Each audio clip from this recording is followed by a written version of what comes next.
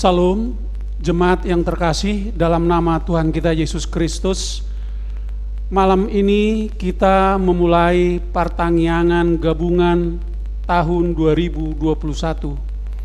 Marilah kita menyatukan hati dan pikiran kita, berdoa di dalam hati kita masing-masing. Amin. Kita bernyanyi dari buku ND nomor 2 ayat 1 sampai dengan ayat 2.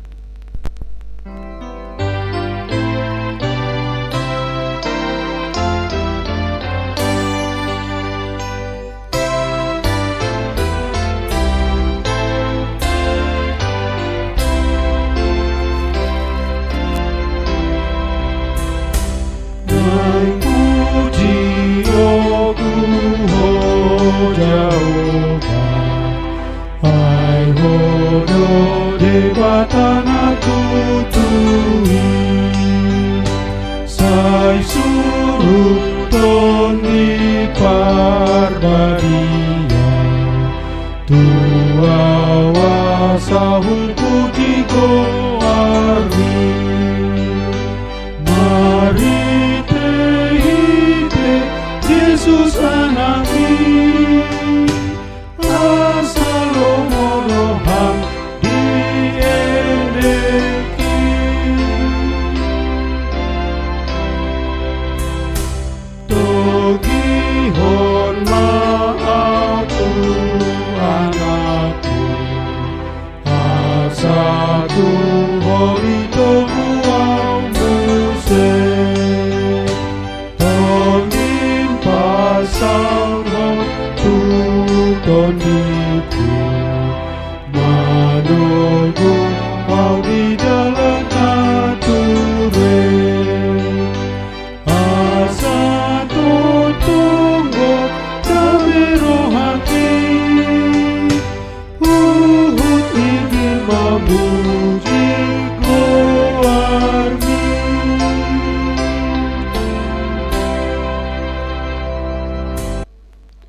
Di dalam nama Allah Bapa dan nama anaknya Tuhan Yesus Kristus dan nama Roh Kudus yang menciptakan langit dan bumi. Amin. Masuklah, marilah kita sujud menyembah, berlutut di hadapan Tuhan yang menjadikan kita, sebab Dialah Allah kita, dan kitalah umat gembalanya dan kawanan domba tuntunan tangannya. Haleluya, kita berdoa. Ya Bapa kami yang di surga, Engkau telah mengutus anakmu, Tuhan Yesus Kristus ke dunia ini untuk membinasakan iblis. Sadarkanlah dan ingatlah kami dengan Roh Kudus, agar kami jangan terlena dalam dosa, tetapi kami hidup dalam damai, sampai kami masuk ke dalam kehidupan kekal, karena Yesus Kristus Tuhan kami. Amin. Epistel di pertanyaan kita malam ini yaitu ditetapkan dari Yesaya 40 ayat 27 sampai dengan ayat 31. Demikian bunyinya. Mengapakah engkau berkata demikian, hai Yakub, dan berkata begini, hai Israel? Hidupku tersembunyi dari Tuhan dan hakku tidak diperhatikan Allahku. Tidakkah kau tahu dan tidakkah kau dengar? Tuhan ialah Allah kekal yang menciptakan bumi dari ujung ke ujung. Ia tidak menjadi lelah dan tidak menjadi lesu, tidak terduga pengertiannya. Dia memberi kekuatan kepada yang lelah dan menambah semangat kepada yang tiada berdaya. Orang-orang muda menjadi lelah dan lesu, dan teruna-teruna jatuh tersandung. Tetapi orang-orang yang menanti-nantikan Tuhan mendapat kekuatan baru. Mereka seumpama Raja Wali yang naik terbang dengan kekuatan sayapnya. Mereka berlari dan tidak menjadi lesu. Mereka berjalan dan tidak menjadi lelah. Demikian pembacaan firman Tuhan. Berbahagialah orang yang mendengar firman Allah serta memeliharanya. Amin. Kita memuji Tuhan dari buku ND 740 ayat 1.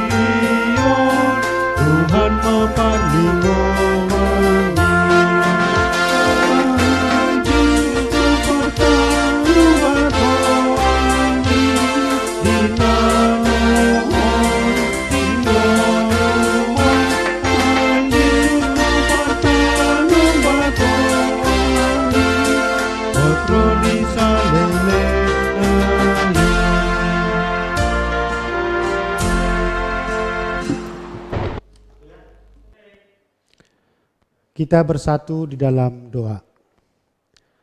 Damai sejahtera dari Allah Bapa yang melampaui segala akal, itulah kiranya menerangi hati dan pikiranmu di dalam Kristus Yesus Tuhan kita. Amin. Jemaat yang dikasihi dalam nama Tuhan Yesus Kristus, pada malam hari ini kita kembali melaksanakan pertanyaan sektor. Dan malam ini merupakan pertanyaan pembuka di tahun 2021 ini. Maka mari kita dengarkan firman Tuhan yang mengawali pertanyaan di tahun ini. Tertulis dalam 1 Korintus 9 ayat 16 sampai dengan ayat 21. Kita dengarkan bersama-sama, demikian firman Tuhan. Karena jika aku memberitakan Injil, aku tidak mempunyai alasan untuk memegahkan diri, sebab itu adalah keharusan bagiku. Celakalah aku jika aku tidak memberitakan Injil. Kalau andai kata aku melakukannya menurut kehendakku sendiri, memang aku berhak menerima upah. Tetapi karena aku melakukannya bukan menurut kehendakku sendiri, pemberian itu adalah tugas penyelenggaraan yang ditanggungkan kepadaku. Kalau demikian, apakah upahku? Upahku ialah ini, bahwa aku boleh memberitakan Injil tanpa upah, dan bahwa aku tidak mempergunakan hakku sebagai pemberita Injil. Sungguh pun aku bebas terhadap semua orang. Aku menjadikan diriku hamba dari semua orang, supaya aku boleh memenangkan sebanyak mungkin orang. Demikianlah bagi orang Yahudi, aku menjadi seperti orang Yahudi, supaya aku memenangkan orang-orang Yahudi. Bagi orang-orang yang hidup di bawah hukum Taurat, aku menjadi seperti orang yang hidup di bawah hukum Taurat, sekalipun aku sendiri tidak hidup di bawah hukum Taurat, supaya aku dapat memenangkan mereka yang hidup di bawah hukum Taurat. Bagi orang-orang yang tidak hidup di bawah hukum Taurat, aku menjadi seperti orang yang tidak hidup di bawah hukum Taurat, sekalipun aku tidak hidup di luar hukum Allah, karena aku hidup di bawah hukum Kristus, supaya aku dapat memenangkan mereka yang tidak hidup di bawah hukum Taurat. Bagi orang-orang yang lemah, aku menjadi seperti orang yang lemah, supaya aku dapat menyelamatkan mereka yang lemah. Bagi semua orang, aku telah menjadi segala-galanya, supaya aku sedapat mungkin memenangkan beberapa orang dari antara mereka. Segala sesuatu ini aku lakukan karena Injil, supaya aku mendapat bagian dalamnya. Demikian firman Tuhan. Bapak, Ibu, saudara-saudara yang dikasihi dalam nama Tuhan Yesus Kristus, pada malam ini kita kembali melaksanakan pertanyaan sektor masih dalam kondisi suasana virtual. Kita belum bisa melaksanakannya secara offline atau tatap muka karena sampai saat ini penyebaran COVID-19 semakin meluas yang otomatis mempengaruhi ruang gerak kita di dalam setiap aktivitas. Walaupun demikian, bahwa dalam persekutuan kita dengan Tuhan tidak boleh terputus. Kita justru harus semakin mempererat persekutuan kita dengan Tuhan melalui ibadah-ibadah kita, di mana pada saat ini lebih banyak dilaksanakan secara virtual maupun secara live streaming. Kita bersyukur bahwa dengan kecanggihan teknologi kita bisa melaksanakan ibadah di mana kita masih tetap di dalam rumah, beraktivitas di dalam rumah, bahkan yang membatasi ruang geraknya keluar dari rumah. Ibadah tidak boleh terhalang. Bapak, Ibu, saudara-saudara, di tahun 2021 ini HKBP mengambil tema pelayanannya sebagai tahun pemberdayaan dengan mengambil tema dari Yohanes 15 ayat 16. Dikatakan di sana, bukan kamu yang memilih aku, tetapi akulah yang memilih kamu. Dan aku telah menetapkan kamu supaya kamu pergi dan menghasilkan buah, dan buahmu itu tetap. Supaya apa yang kamu minta kepada Bapa dalam namaku diberikannya kepadamu. Tema ini kembali mengingatkan dan menyegarkan pemanggilan dan pemilihan Tuhan atas diri kita, di mana kita telah dipilih dan ditetapkan untuk pergi menghasilkan buah. Buah yang diharapkan adalah buah yang baik, yang dapat dinikmati oleh semua orang. Dan untuk dapat melakukan itu, ketika kita dipilih, kita sudah dimampukan oleh Tuhan. Kita sudah dimampukan untuk melakukan itu karena Tuhan telah memberikan kita roh hikmat, Roh Kudus yang selalu mengajari dan mendampingi kita supaya kita mampu melakukannya. Untuk menjalankan pengutusan itu, untuk menghasilkan buah yang baik, kita melihat yang dialami Rasul Paulus dalam nas ini. Paulus merasakan bahwa pergi atau bergerak untuk memberitakan Injil itu adalah keharusan bagi dirinya. Keharusan bukan berarti paksaan. Itu suatu kewajiban yang harus dilaksanakan, tidak boleh beralasan. Bahkan dia mengatakan dia akan celaka jika tidak melaksanakannya. Itu betul-betul dihayati Rasul Paulus ketika pemanggilannya. Ketika dia dipanggil, ditangkap oleh Yesus dan diutus untuk memberitakan Injil.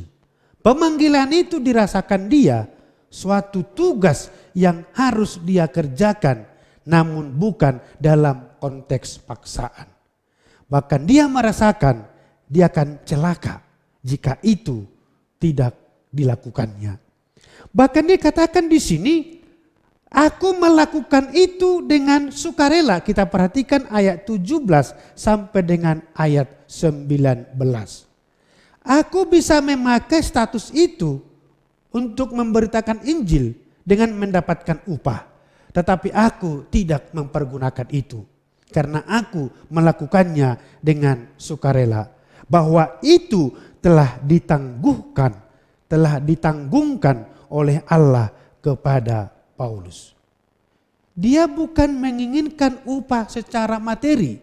Justru dikatakan, apakah upahku? Bahwa upahku adalah aku boleh memberitakan Injil. Aku boleh memberitakan Injil. Kalau perkataan umum, aku bisa melaksanakan tanggung jawabku dengan sehat. Dan itulah sukacita yang sungguh luar biasa yang dirasakan oleh Rasul Paulus. Maka dengan pemikiran itu, Rasul Paulus mencoba bergerak lebih luas untuk memberitakan Injil tersebut.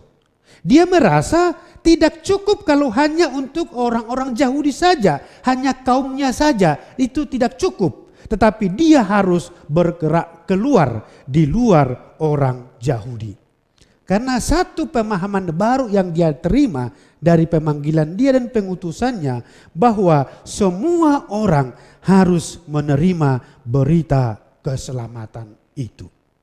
Semua orang harus mendengar dan harus menerima berita keselamatan itu. Maka Paulus mencoba membuat suatu terobosan baru, yaitu dengan mempersiapkan dirinya keluar dari kaumnya dan berbaur dengan semua orang. Kita perhatikan amang-inang saudara-saudara semuanya, mulai ayat 20 sampai dengan ayat 22. Saya kutip beberapa perkataan dia. Untuk memberitakan Injil kepada orang Yahudi, dia menyamakan dirinya dengan orang Yahudi. Memberitakan Injil kepada orang yang di bawah hukum Taurat, dia menyamakan dirinya dengan kelompok itu, walaupun dia tidak seperti mereka. Bagi orang lemah, dia menjadi seperti orang lemah. Dan beberapa poin yang dikatakan di sini. Menjadi seperti. Kata menjadi seperti yang ditekankan oleh Rasul Paulus di sini merupakan suatu bukti metode penginjilan baru yang dia terapkan. Dalam istilah sekarang itu dikatakan penginjilan lintas budaya. Ia rela menjadi sama dengan orang-orang yang berbeda dengannya demi memenangkan mereka bagi Kristus.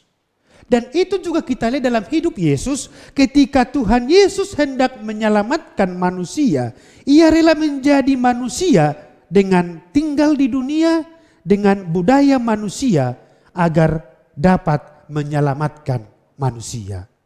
Maka demikianlah halnya yang dilakukan oleh Rasul Paulus.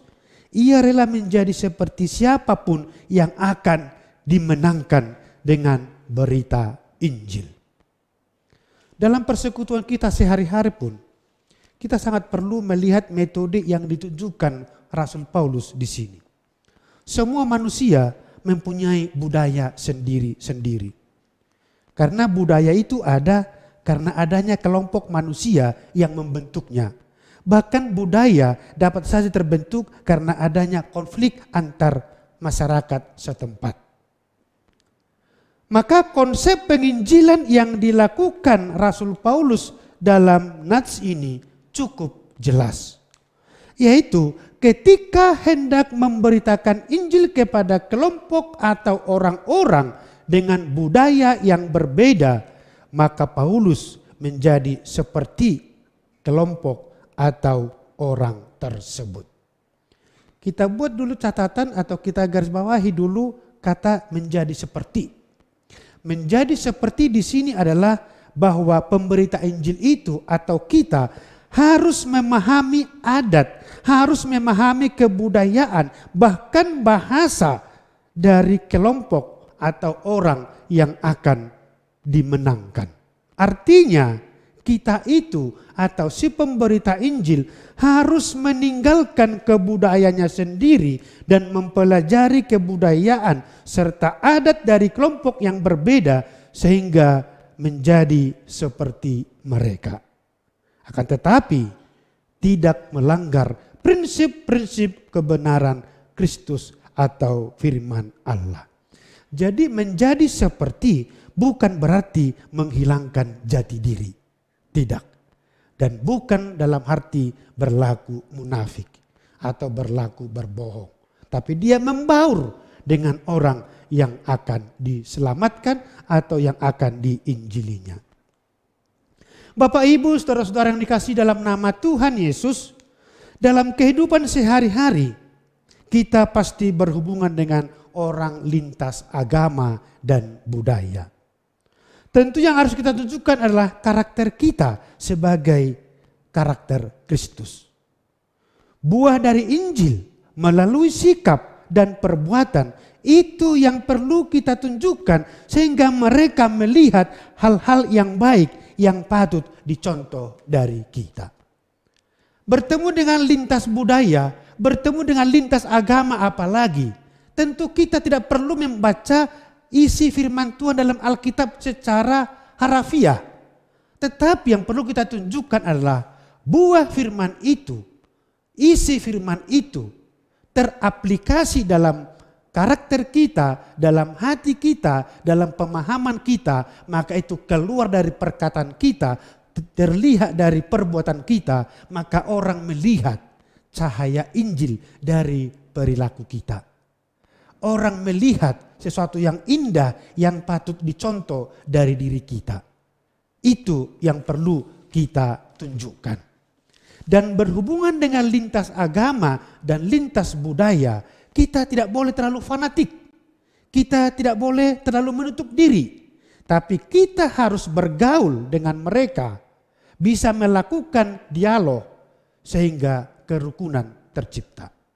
Kita ingat, penginjilan lintas budaya, penginjilan lintas agama, kita hanya perlu menjalin dialog.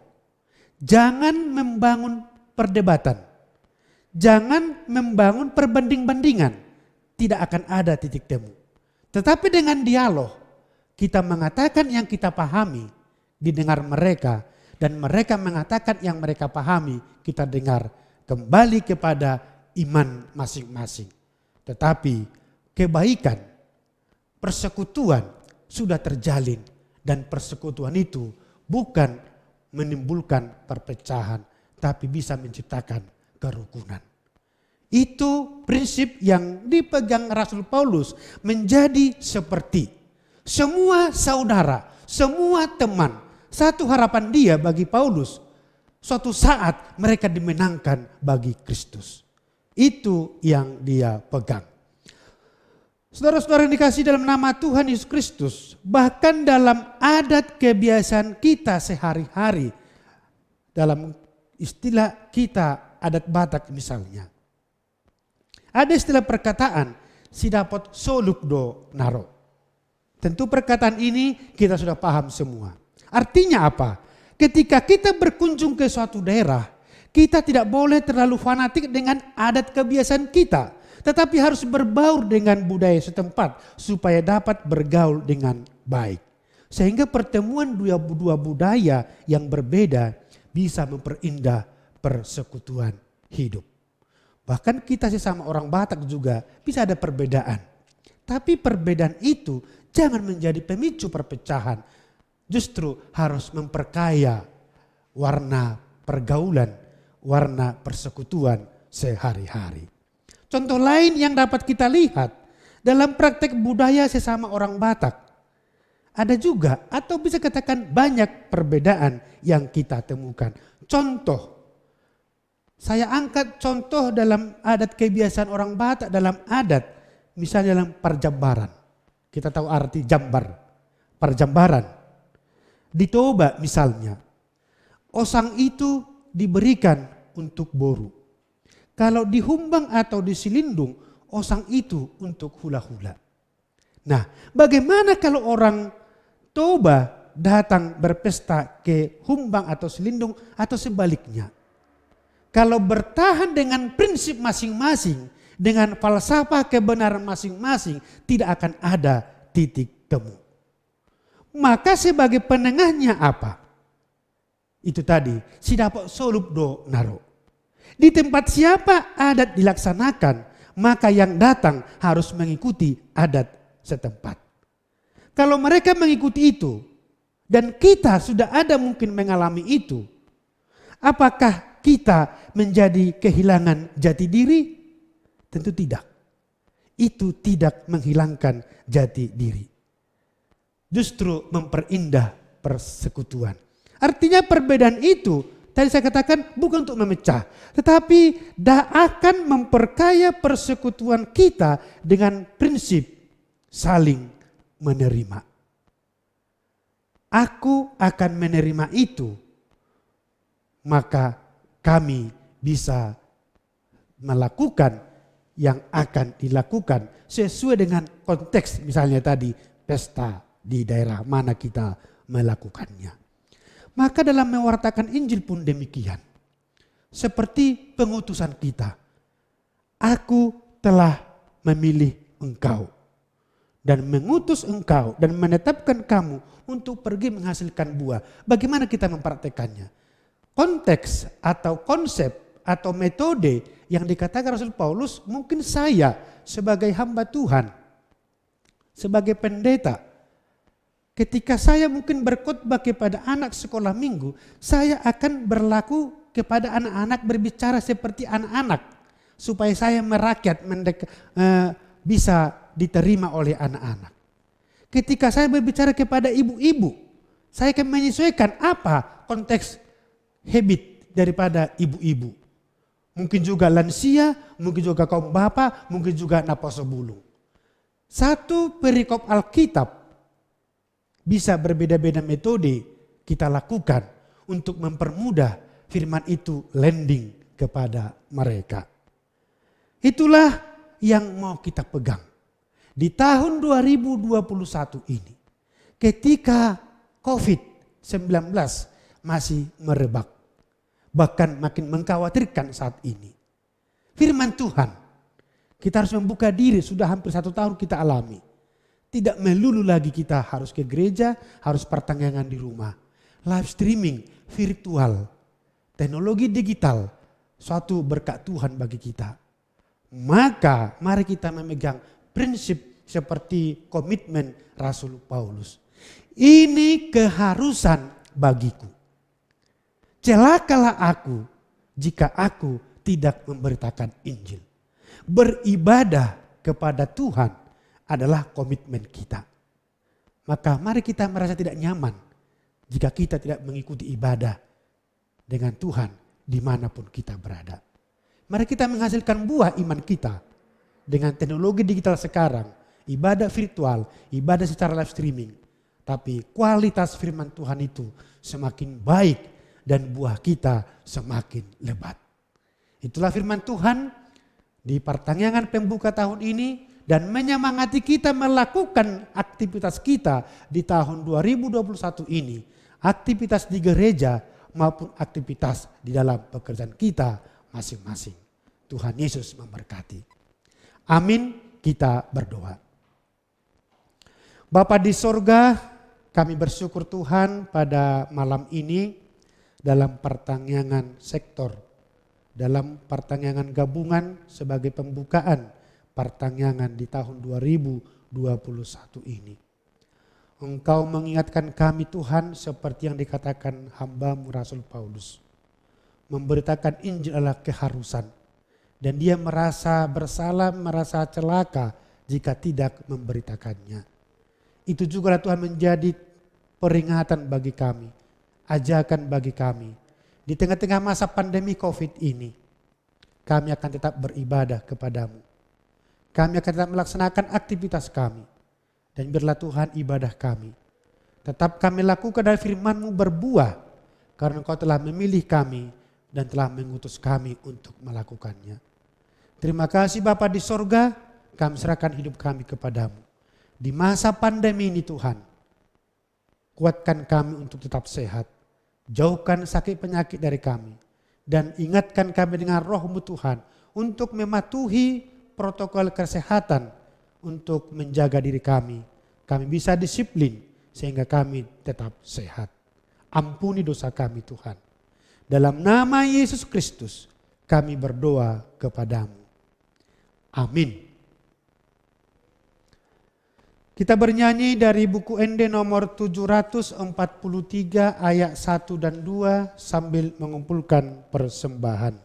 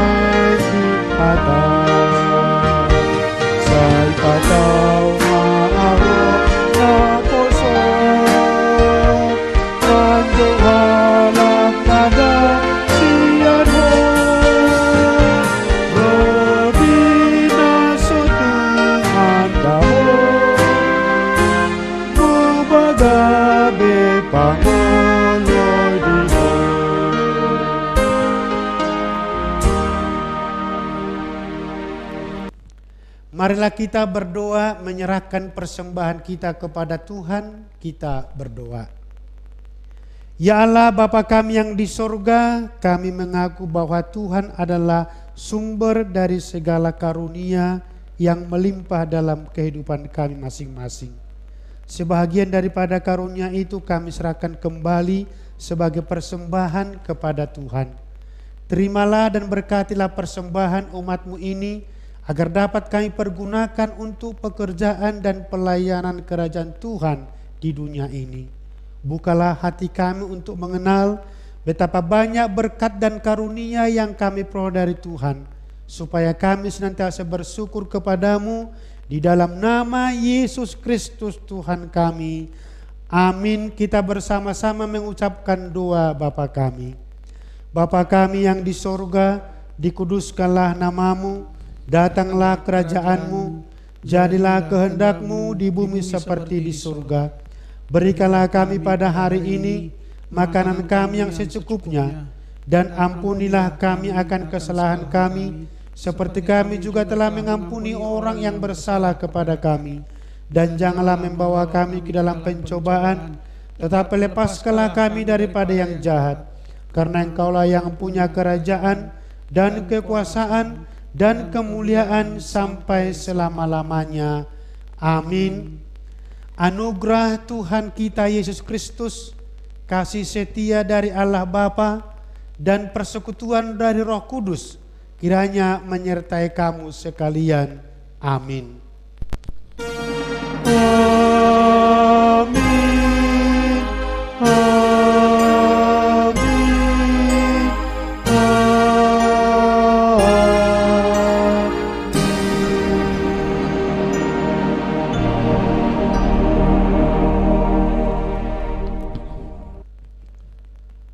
Demikianlah pertanyaan pembukaan untuk kita semua pada malam hari ini.